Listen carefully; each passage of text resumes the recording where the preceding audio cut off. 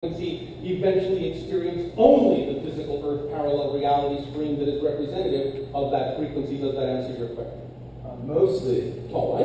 What parts have we left out? Well, for those of us that are just overwhelmed with empathy for the collective, I feel that is it just in our best interest to elevate ourselves and therefore it's in their best interest too. Because out of your empathy and compassion, by acting as an example of someone who can live a life of joy, you at least provide them with an opportunity to see that if you can do it, they can choose that too. Not that they have to, but if they don't have an example, then they have no choice at all. So be the example they can also match, but that shouldn't stop you from being who you prefer to be. Yeah? Precisely. Thank you. Thank you.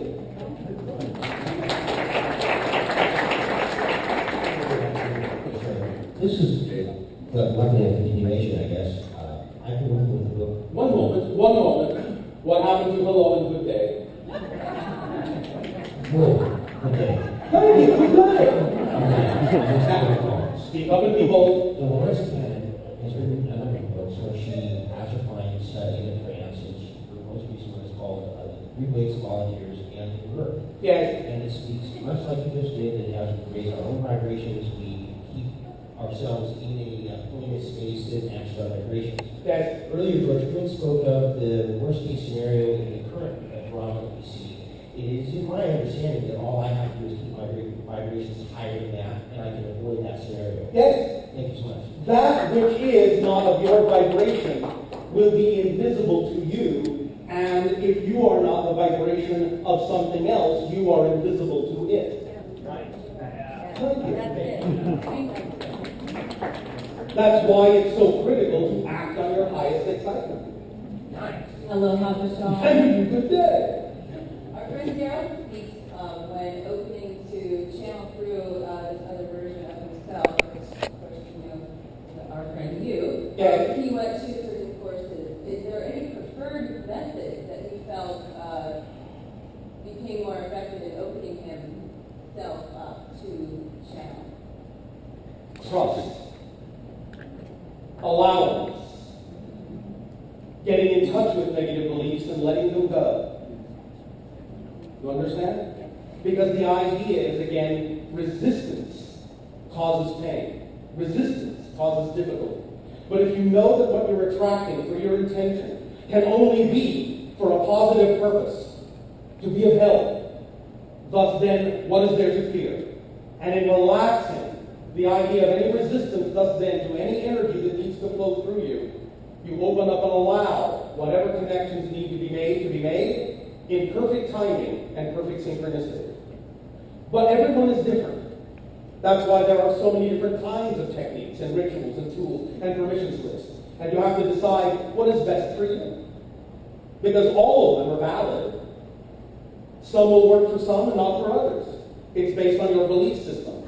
But understand that permission slips are simply aligned with your belief system and are simply designed to be attractive to you because they're aligned with your belief system, and that's why you're attracted to them. Because you know that that is what you will use, I'll just say, as a reason to give yourself permission to let go and be more of yourself. Please allow us to explain something very important about a concept that many of you are now discussing in your world called the law of attraction, that many of you don't really understand quite fully. It isn't wrong, the description that, yes, you need to be a certain vibration to attract a certain thing, quote unquote. Although I've already explained to you that the idea of manifestation is simply being the resonance of something that's already here. But it's not even so much the idea of attracting, of needing to be a vibration to attract something. Really what's going on is this. As you said, you already are a particular frequency, a signature frequency that is your true self. Like a lighthouse, like a beacon, you are always radiating that pure tone, that pure frequency of your true self. It's always being given off by you.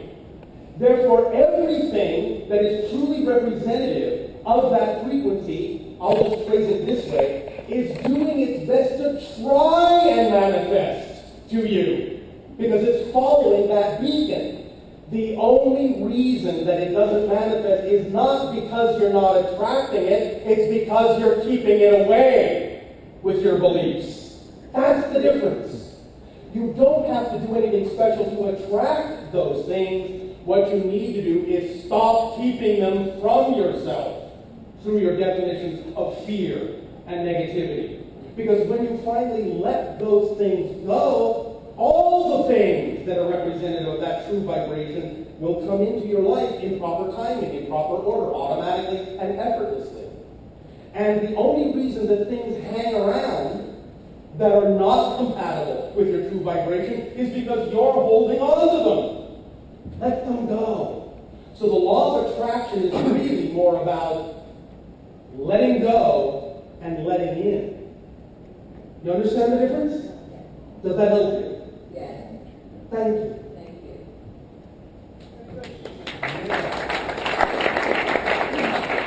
Hello, Bashar. Hey, you're Thank you for good. talking to us today. My question stems from something you said earlier, where you said that Daryl is connected by the soul to you, correct? The oversoul, yeah. Okay, so like we call it reincarnation. Yes. Exactly. So if we are constantly shifting into parallel realities, Yes. is it possible for Daryl to shift into the Bashar experience? Yes.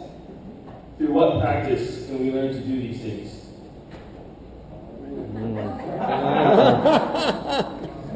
Is this the same question in different clothing? Yeah, it's a parallel Yes. question. Permission slips, act on your excitement. Is this too simple? But specifically shifting into a non-familiar version of ourselves in a parallel But reality. you see, you have exactly mentioned the critical point. Non-familiar. You don't shift as long as it's non-familiar. You shift when you behave as. Do you understand the difference? You must be the vibration before you can experience the reality. So you create the person and then you move into that person. You are that person. You just have to know you are, and then you will act like you are, and then you will be. Through that, you experience Bashar's experience. You and can. move from the Daryl experience. It can be done. Now, obviously, our civilization is a little bit more proficient at doing this than your civilization is, but it can be done. It just takes what you call practice.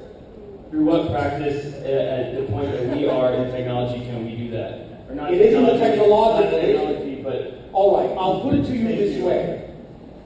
to you this way. Here's one technique. Allow your imagination to alter this however it so desires, all right?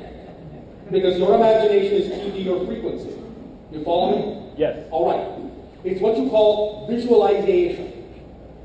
You have the ability to visualize what you are representing this reality to be. You understand? Yes. The ideal reality, the version that you are describing.